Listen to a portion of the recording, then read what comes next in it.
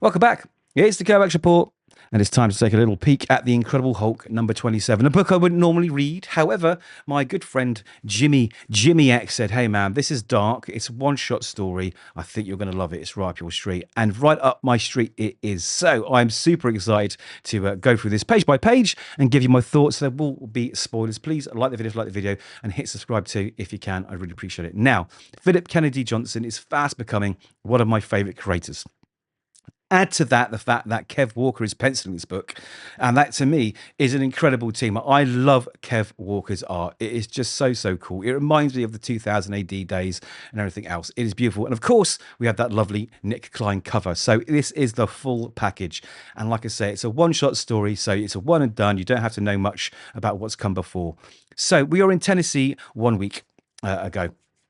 Or rather at week one of this story, and we meet this young lad playing in the woods. And of course, to me, he represents innocence, youth. He's out there, he's exploring, he's living his fantasies, he's playing his games, he's pretending he's got a sword, and he bumps into a familiar face, that of the Hulk.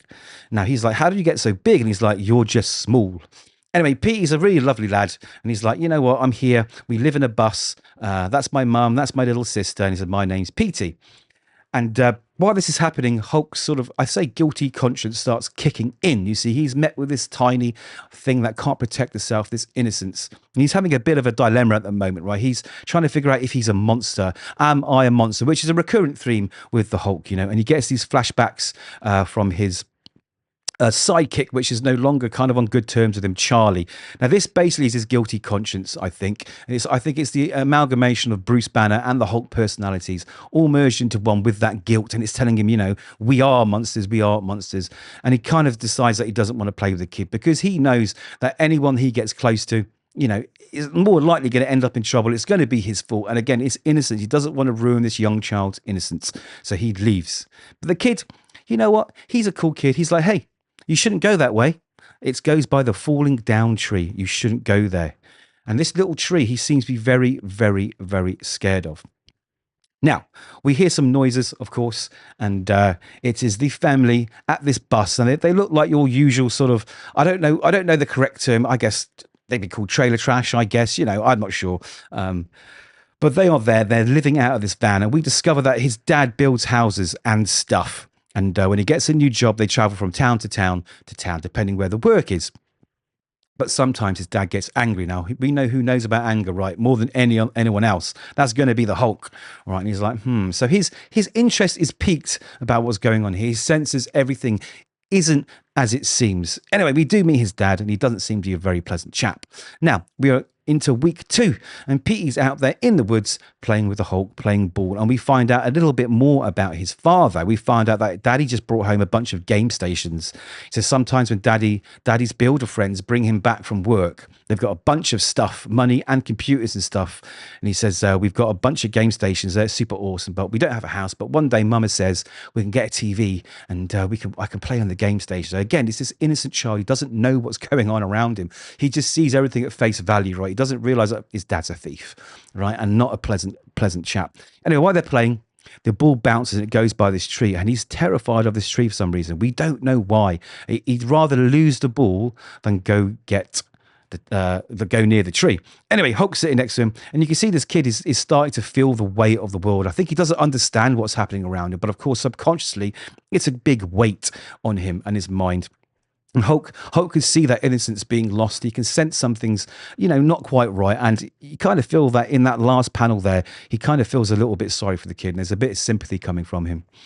Anyway, we jump to week 3, and Hulk, he's again battling with this inner turmoil, this guilty conscience of him deciding, is he human? Is he a monster? The things that he's done in the past, the things that have led to him and his recent sidekick, Charlie, not working out. And he realizes again, like, I can't get close to people. This is what I get from it, because people just get hurt. Maybe I am a monster. So while he's thinking out in the woods, he hears old Travis, which is Petey's dad, having a chat with Petey's mum. And something has gone very, very bad indeed. His friend Travis has been shot. So they've been on this job. It's gone terribly bad. His friend's been shot. He's abandoned him, basically. And they've got to get out of there. They've got to get out of there real fast. Now, not only is Petey's dad basically a piece of shit, He's also a wife beater. And she's saying, listen, I'm not leaving without Petey because they can't find Petey. All right. And the Hulk's thinking, what's going on? Why leave him? And his dad's saying, leave him, or just go with your mother. I don't care. I've got to get out of here right now. And he socks her one while she's holding a tiny baby. He's just a horrible, horrible human being. Now, this makes, Hulk think, hold on a minute. Where is Petey? And he turns to the ball.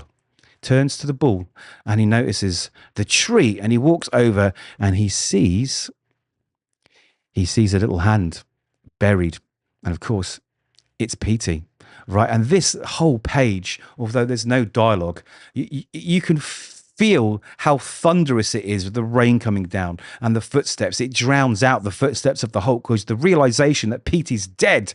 You're like, oh my God, what's going on? Anyway, the mother turns up, baby in hand, and says, it wasn't me. Please don't kill us. I'll keep the baby safe. I'll go to the police. I'll do anything I can. I'll tell them where Petey is. And then the penny drops is that the Hulk's been talking to a ghost, and he was scared of the tree because that's where his body was buried. And honestly, it's a massive, huge gut punch. Anyway, the Hulk's pissed, as you can imagine, right? You start to realize what's going on. So he says, I'm not a monster. I'm going to do something about this. And he goes after Petey's dad and he smashes the old bus down. It crashes. It catches fire. He rips the roof off, and Travis, that's Petey's dad, starts shooting at him. And he's like, he's still out there in the woods. A monster killed him. I think that's where you realize, like, the Hulk kind of realizing that you don't have to be a Hulk to be a monster. Anyone could be a monster. They come in all shapes and forms. It's your deeds, not what you look like, And maybe he's not a monster. So anyway, he absolutely pounds down, and I think he kills him, basically. That's what's implied. And then we jump to week 4, and the Hulk's sitting on the horrible tree, and you can see the police have been there because they've marked it all out. It's a big crime scene, and he's talking to little Petey's ghost, and little Petey's ghost says, my little sister's going to live at grandma's house. Do you think I can go too? Help look after her. And he says, you should go where you want. There's no rules when nobody's looking for you. And it's just really, really sad. And he says, kid, sorry I was too late to help you. He says, you saved my baby sister. That's hero stuff. So Hulk kind of feels like maybe I'm not a monster, maybe I'm a hero. And you kind of see the little kid, the little ghost of the kid, kind of wave goodbye to his baby sister. Oh my God, I did not expect that. I did not expect that at all. What an absolute heart-wrenching story. They have absolutely knocked it out of the park. The art is beautiful. I love this style of the Hulk, actually. It looks very different to what I'm usually accustomed to. What Kev Walker's done with him, I think, is really, really good. I really like it. It's kind of humanized him slightly as well. For me, this is one of the best books of the week, hands down. And I'm not even a big Hulk fan. The coloring's great too. Everything about it was just perfect. What an absolute brilliant issue. I recommend everyone gets it if you haven't already got it, even though I've given it all away. And it's one of my favorite books of the week. So until next time, like the video if you can, and hit subscribe, and take care.